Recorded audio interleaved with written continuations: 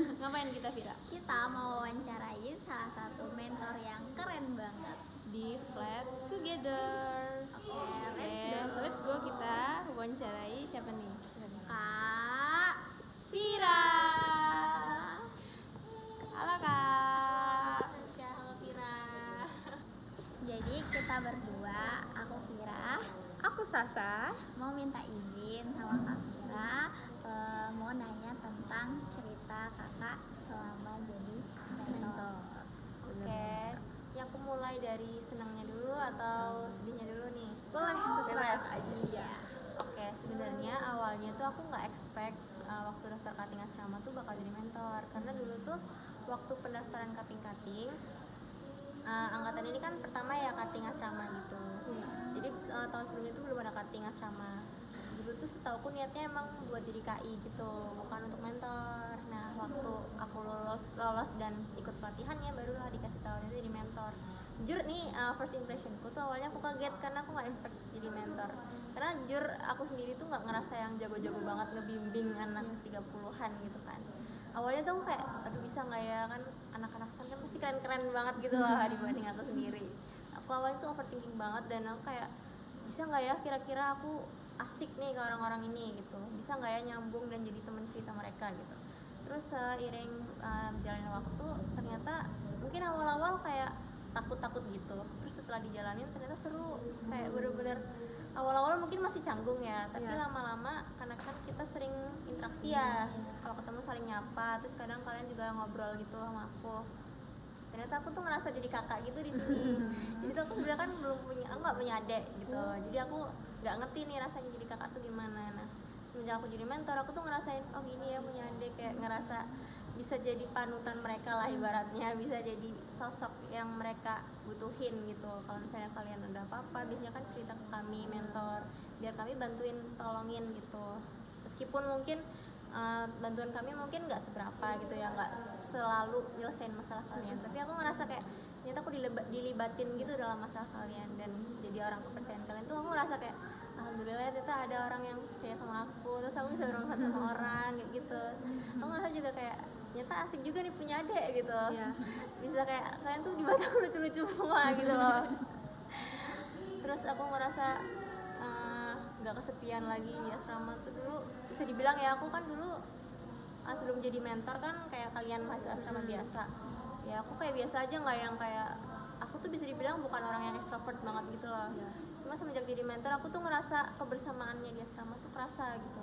Ternyata tuh di asrama kalau kita sering interaksi sama orang tuh banyak insight yang kita dapetin gitu, banyak pelajaran yang bisa kita ambil. Kayak misalnya dulu aku nggak jago public speaking ya, tapi kalau nggak aku asah juga nggak bakal bisa. Jadi kayak seiring berjalannya waktu aku latihan, setiap mentoring tuh aku berusaha buat nggak bingung mau ngomong apa. Sampai sekarang akhirnya aku kayak udah ngalir aja sekarang. Jadi setiap mentoring aku ngerasa ini tuh udahlah nambah kebersamaan, nambah public speakingku juga, terus nambah insight juga, cerita sama kalian. Kan kadang kalian punya cerita unik ya dari kalian tuh apa gitu. Itu senangnya. Jadi aku ngerasa kayak seru banget jadi mentor, meskipun mungkin kadang sebenarnya bukan capek sih, mungkin capeknya tuh lebih ke ngomongnya aja, keluar-keluarnya aja. Jadi bukan kecapek yang gimana-gimana, karena aku kan kayak bukan tipe orang yang suaranya keras gitu kan. Jadi kadang tuh kalau saya rame banget, kadang suaraku kayak hampir serak-serak gitu, itu capeknya sih memang. Tapi setelah mentoring tuh aku ngerasa seru ya tadi gitu, ngerasa transfer energi kalian ke aku gitu. Itu mungkin bisa dibilang sedihnya jadi mentor, kadang capek.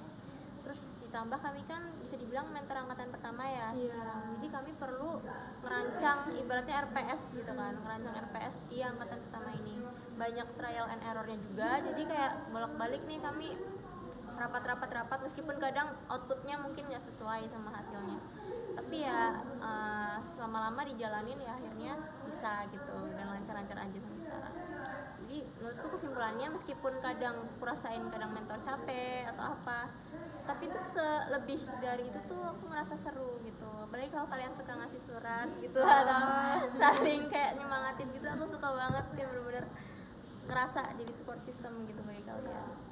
Maaf nih Kak, tadi kan Kakak ada cerita kalau misalnya lagi kan keluar-keluar nih capeknya. Nah, kadang gimana sih caranya Kakak biar ngembaliin semangat Ngembalin semangat biar nggak capek gitu ya. Iya.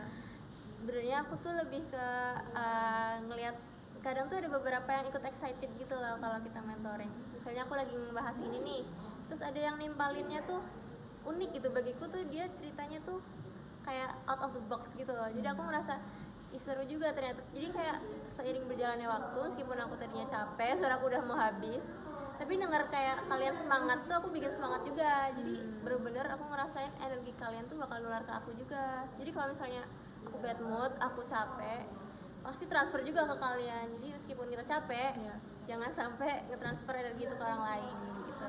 Oke.